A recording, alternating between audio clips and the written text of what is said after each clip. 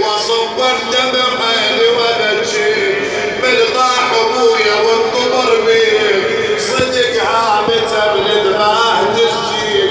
ولما رجعوا راوا شيخا كبيرا قد اجتمعت حوله الناس وهم يبكون. قال له الامام الحسن ما ذاك يا شيخ؟ قال سيدي كل يوم ياتيني رجل يطعمني بيده يسقيني ممثله وتمثيل وعباس والاكبر مجاتي والصبح ناوي الحادي شو اسوي يا ابويا الحلم داني يقول انا موج علي هذا اللي حاجي انا للحراسه جيتيني انا والقلب عن اخوك وين يعني.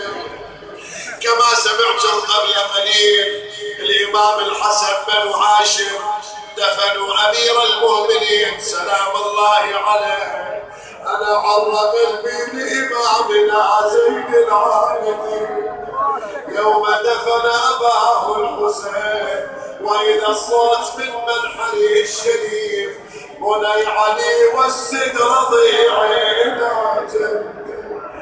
ويا الطفل خلنا على صدري وبحال حب نحر على نحري تدري يا ابو قد تدري نار السحب بالقلب تسري.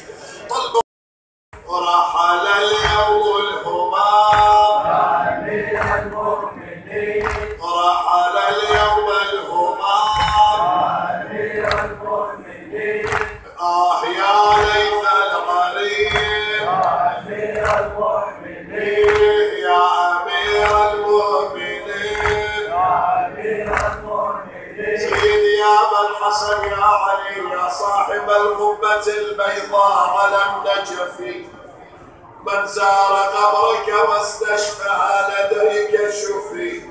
اكيد كلكم عندكم مرضى نسأل الله ان يكشف هذا البلاء والوباء عنا وعن جميع شيعة اهل البيت.